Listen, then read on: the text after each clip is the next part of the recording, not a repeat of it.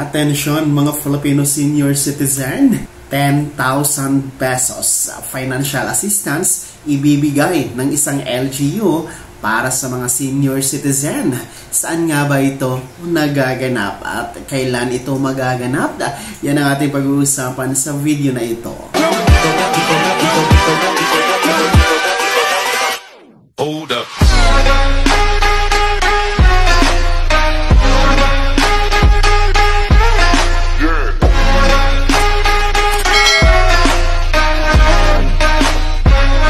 Hello mga ka-vlogs! Welcome dito sa aking YouTube channel. Magandang araw po sa lahat ng mga manonood. Saan po kayong dako sa mundo? Kumusta kayo mga ka-vlogs?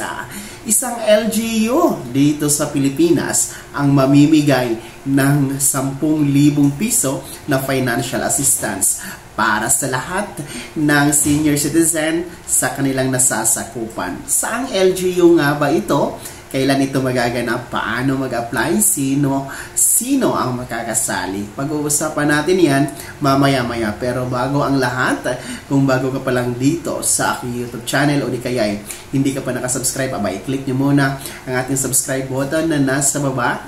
Huwag niyong kalimutan na pindutin ang notification bell. Ilagay niyo po sa all para naman updated kayo sa lahat ng mga magagandang balita na ibabahagi ko sa inyo. Well, ayon po sa post ng GMA Regional TV Balitang Bisdak noong October 1, 2024 sa opening ceremony para sa pagdiriwang ng Elderly Filipino Week dyan sa Mandawi City ay inanunsyo po, kasabay ng naturang opening ng Elderly Filipino Week, ang anunsyong magbibigay ng 10,000 piso na cash aid or cash assistance ang LGU ng Mandawi City sa Cebu, para sa kanilang lahat ng mga senior citizen constituents.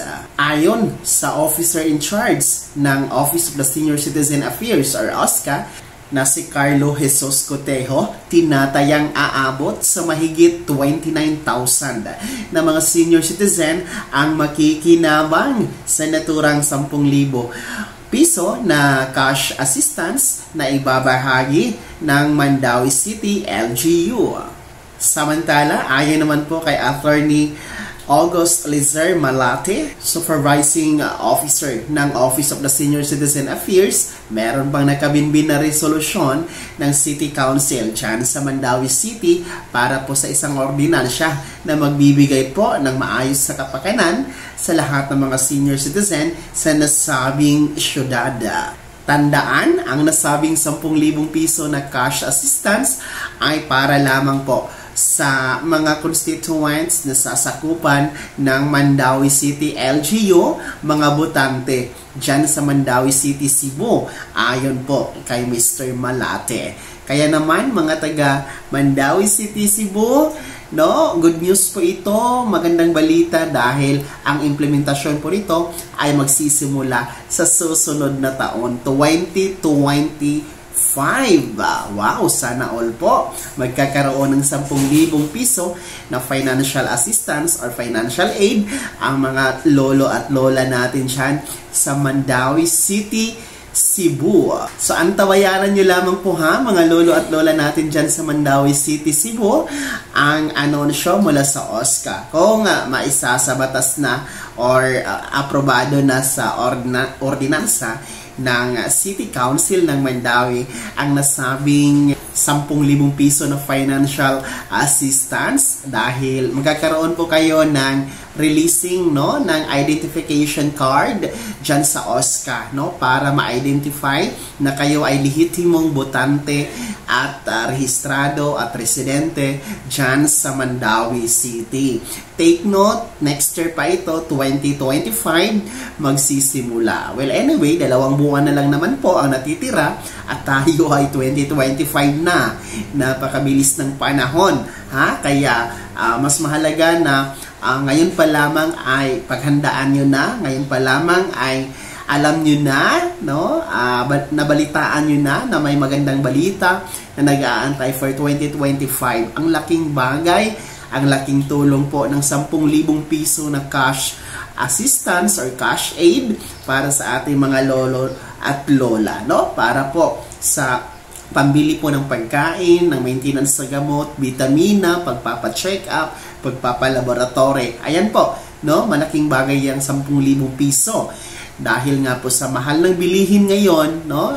Talagang yung 10,000 piso na yan ang nararapat na ibigay sa ating mga lolo at lola. Ha? So, mga taga Mandawi City, Cebu lang po na mga senior citizen ang legitimate o lehitimong makakatanggap, beneficiaryo ng nasabing 10,000 pesos cash assistance. Kaya naman po, shout out po sa mga taga Mandawi City, Cebu, mga lola natin dyan at mga lolo. Ayan, meron ba mga nanonood sa video natin? Pakikomento naman sa comment section na nasa baba. No? Ano po ang opinion nyo regarding dito sa 10,000 piso na planong ibigay sa inyo? Okay ba ito? Masaya ba kayo? I-komento nyo na sa comment section na nasa baba. Pakilakip man yung pangalan at kung taga saan kayo sa Mandawi City, Cebu. Well, anyway, nakapunta na ako dyan in Kasuntingan, Mandawi City. So, napakaganda ng Mandawi City, no? Masasarap ang mga pagkain dyan. Of course, friendly yung mga tao dyan. So, kayo, mga lolo at lola sa iba't ibang dako ng Pilipinas, meron bang ganitong benepisyo sa inyong LGU? Ano po ba ang natatanggap nyo mula sa inyong LGU? I-komento nyo na po sa comment section na nasa baba. Pakilakip na din po na yung buong pangalan at kung taga saan kayo, ha? Bago ako matapos sa video na to, kung gusto nyo pong sumuporta sa aking YouTube channel, maaari nyo pong i-click ang ating super thanks button na nasa baba. Sa mga gusto maging miyembro, pwede po, i-click nyo po yung ating join button, nasa baba pa rin po. No, mamili kayo ng mga perks na andyan, marami dyan, mamili talaga kayo mga ka-vlogs. Be my member now para po ma-priority kayo sa ating mga shoutouts, mga comments nyo, mauunang mababasa, no?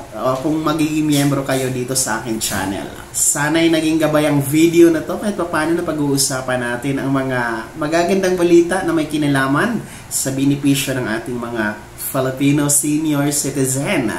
Kung hindi ka pa nakasubscribe dito sa aking YouTube channel, maaari nyo nang i-click ang ating subscribe button na nasa baba. Huwag niyong kalimutan na pindutin ang notification bell. Ilagay niyo po sa all para naman updated kayo sa lahat ng mga videos na i-upload ko. Maaari nyo din i-like ang video na to.